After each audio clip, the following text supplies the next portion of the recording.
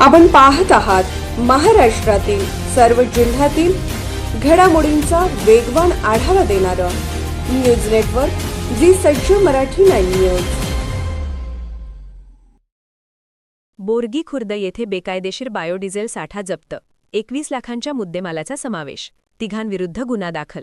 जत उमदी ते विजयपूर राष्ट्रीय महामार्गावरील बोंगो खुर्द तालुका जत हद्दीत 21 लाखांचे बेकायदेशीर बायोडिझेलचा साठा उमदी पोलिसांनी जप्त केला।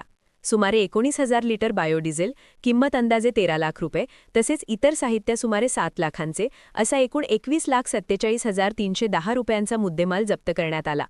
एक संशयितास पोलिसांनी चौकशीसाठी ताब्यात घेतले आहे। कर्नाटक राज्यातून बेकायदेशीररित्या बायोडिझेलची वाहतूक करून बोंगो खुर्द येथील शेतजमिनीत लोखंडी टाक्यांमध्ये साठा करण्यात येत होता। तेथून अवैधरित्या विक्री सुरू होती।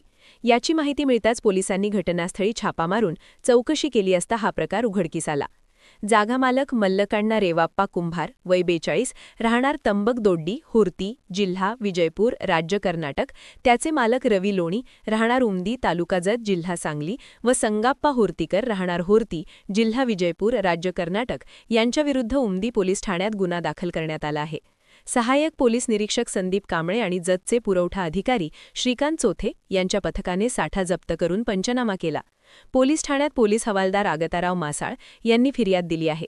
या कारवाईत पोलीस उपनिरीक्षक कुलकर्णी, सिद्धेश्वर गायकवाड, पोलीस हवालदार आगताराव मासाळ, अप्पासाहेब हाक्के, संतोष माने, नारायण तोडकर, संतोष चव्हाण, सुदर्शन खोत आणि अप्पा घोडके यांचा सहभाग होता।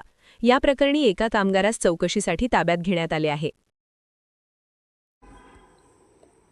जी सज्ज मराठी 9 न्यूज चॅनलला लाईक करा, शेअर करा आणि सबस्क्राईब करा।